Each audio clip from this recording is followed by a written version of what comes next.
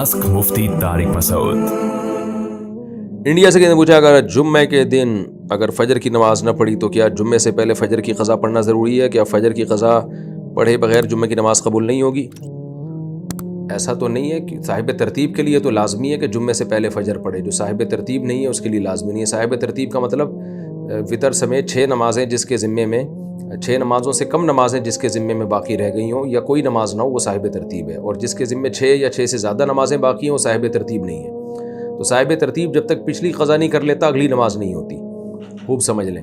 बाकी फ़जर आपकी छूट गई है तो जुम्मे तक ताख़ीर करना तो वैसे ही बहुत बड़ा गुनाह है।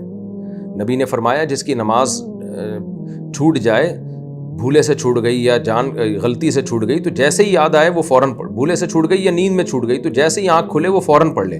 तो फ़जर का वक्त तो जैसे ही मकरूह गुजरेगा फ़ौरन पढ़ना लाजिम है। और अगर किसी वजह से ताख़ीर हुई है तो इतनी ताख़ीर कि उसको आप जुम्मे तक खींच लें, ये तो बहुत बुरा अमल है। तो जल्द से जल्द नमाज की क़ज़ा करनी चाहिए। ये आपके कंधे पर एक बहुत बड़ा बोझ है। अगर खुदा न ख्वास्ता मौत वाक़ हो गई तो कितना बड़ा गुनाह आपके ज़िम्मे होगा। तो इसलिए उसको जुम्मे की नमाज तक मौखर करना ये जायज़ नहीं है। पाकिस्तान से मुझे, हमारे नाना की जायदाद में हमारी माँ का हिस्सा कितना होगा जबकि हमारी वालदा का इंतकाल हो गया है? देखिए, नाना की जायदाद में उनके सब बच्चों का हिस्सा था ना, तो मुझे तो नहीं पता कि आपकी खालाएँ कितनी हैं और आपके मामू कितने, और जब नाना का इंतकाल हुआ तो नानी भी ज़िंदा थी या नहीं थी।